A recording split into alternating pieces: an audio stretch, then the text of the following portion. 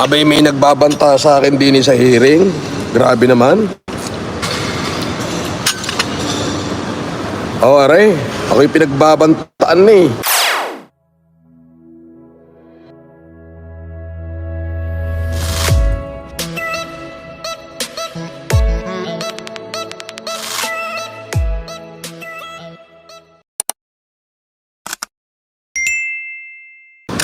Abay, may nagbabanta sa akin din sa hearing. Grabe naman. Mapagpalang araw po sa ating lahat mga kaidolo kong minamahal. Magandang morning Pilipinas. Magandang morning Luzon, Visayas at Mindanao. At sa ating mga kababayang OFW, magandang umaga, magandang tanghali, magandang hapon at magandang gabi po sa inyong lahat. Sana'y nasa mabuti kayong kalagayan. Anyway mga kaidolo kong minamahal, balik tanaw at kunting silip lamang sa buhay ng ating pandemic hero, Idol Francis Leo Marcos. At sa mga taong sumusuporta at nagmamahal sa kanya, huwag nating bitawan ng ating pandemic hero dahil tayo lamang ang nakakaalam kung ano ang kanyang mabuting ginagawa. Pero sa kabila ng lahat mga kaidolo, mayroon pa rin nagtatangka sa kanyang buhay. Kaya sama-sama nating ipanalangin ang ating kaidolo Francis Leo Marcos dahil hindi biro ang mga pagbabanta sa kanya. Sa mga nagmamahal mula pa noon hanggang ngayon, sama-sama tayong manalangin para sa buhay ng ating pandemic hero, Idol Francis Leo Marcos. At huwag natin itong ipagwalang bahala dahil nakaranas na tayo ng matinding kalungkutan noong panahon na siya'y pinakulong na di naman niya ginawang mga kasalanan. Maraming kasong ipinatong sa kanya pero ni isa ay wala silang napatunayan. Ay, gaano namang kawalang iyayang mga hayop na yan. Tignan nyo naman, ayan o. Ipinos pa ho talaga nila yung pagmumukha ko. Ang sabi, human trafficking case, date Monday, August 12, 2024. 10 a.m. Venue, room 420, branch 19 RTC, Norman Mangusin, Naka Francis Leo Marcos, CAGRSP. Grabe o, kabisado nila, pati pangalan nun judge. Ay, ito hindi ho ito maganda. Ito ho ay direct na threat sa aking buhay. Kung lumabang kayo ng parehas, ay nako, mapapalaban ho kayo. Wala lang traidoran. Di ba? Lumabang kayo kaya ng patas. Gusto nyo mag-draw na lang tayo, harapan. Ilabas nyo na yung mga tirador nyo. Ay babarlin daw ho ako. Ang masaklap pa ho nito, pati pangalan naman nung aking dyan, dinadawit nyo pa. Wala kayo talagang magawang matino, ano? Ito, meron pa rito sinabi, Sabi, guys, ito, babasahin ko, ngayon lang to. Guys, nalusutan tayo ni Norman Culaong. Dapat ihabol natin siya sa libing ng sekretary niya na bakla.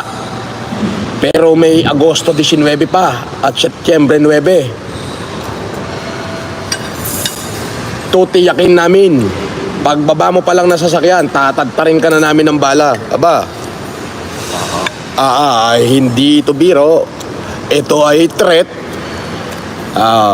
Ay alam ko si Mighty Buraot na naman ito eh. Ay ang sinabi rito eh. Ito pa, meron pa isa. Pakatang Pilipino ka pa. Sabi, nalusutan mo kami. Norban. Ayan o. Ayan, tignan nyo naman. Ayan ang sinasabi. Ayan o. Ayan ay threat yan eh. Hindi na to biro eh. Nalusutan mo kami. Sa August 19, wala ka ng ligtas. Paakyat ka pa lang ng hagdan ng City Hall. Babariling ko na ulo mo. Pasalamat ka, maaga natapos hearing mo. Sa susunod, damihan mo pa ang alalay mo. Kulang yan. Animal ka, itaga mo sa bato. Ulo tama mo. Aba, ang tagal nyo nang sinasabi niyan. Wala naman kayo napatunayan. Grabe na to mga banta eh. Tingnan mo to Flaming Cheetos na ito. Ayan ayan ang sabi niya. Ayan si Flaming Cheetos. Ayan Ayan Sabi niya, guys, nalusutan tayo ni Norman Colaong. Pero may Agosto 19 pa naman at September 9. Alam na alam ang hearing ko eh. Sino kaya nag-ano rito? Tiyakin namin. Pagbaba mo pa lang ng sasakyan, tatagtarin ka na namin ng bala. Parehas lang na laban, di ko kaya atrasan, mga buwa ka ng ina nyo. Ayan mga kaidolo, ihanda nyo na ang inyong mga pamunas dahil alam kong babaha ng luha kung mapanood nyo itong video na to. Kaya sa mga nagmamahal sa ating idolo Francis Leo Marcos, sama-sama nating punasan ang ating mga luha. Panoorin natin ang video ito mga kaidolo. Muli po mga kababayan, magandang gabi po sa inyo. Pakishare po mabuti itong video na ito dahil ito po ay ito po ang pinaka-importanting live ko. Marami na rin po akong commitment sa buong Pilipinas po at dahan-dahan ko pong pinapacilitate yung mga bigas na akin pong ibinabahagi sa mga taong bayan. Naman kita, alam mo, ano po alam ko mahal na mahal mo yung mga kababayan mo, ganun din naman ako. Pero ako kasi, nararamdaman ko kasi ako tumutulong na ako, binabatikos pa ako Pero, Mayor, tanda mo, inspiration kita. Matigas ako. Wala akong pakialam sa lahat ng bumabatikos sa akin.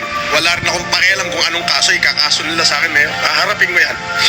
Pero ikaw, naramdaman ko yung pagiging mabuting leader mo.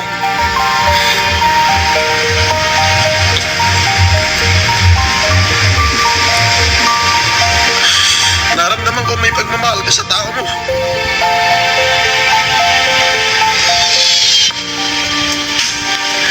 Kaya sa ayaw at gusto mo, pupuntahan kita.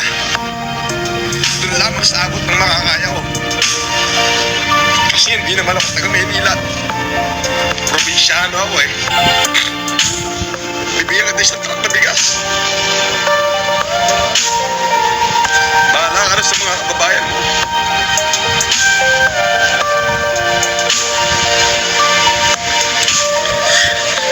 Hindi ko alam kung saan ako pupunta. Hindi ko alam kung ano mangyayari sa akin. Kasi pinagtutulong-tulungan din ako ng mga taong nasaling ko. Pero yung isa lang alam ko, hindi ako kriminal. Wala akong pinatay. Wala akong dinampong. Wala akong tinapaan ng tao. Kaya kahit saan ko kami makarating, kahit sa Korte Suprema, harapin ko sila. Dala-dala ko yung bayag. Dala-dala ko yung bayag ko. Hindi ko nahahabaan tong aking message kasi baka mapura Magpapadala ako ng tulong sa inyo. Pasensya ka na, yun lang kaya ko. Isang truck na bigas lang kaya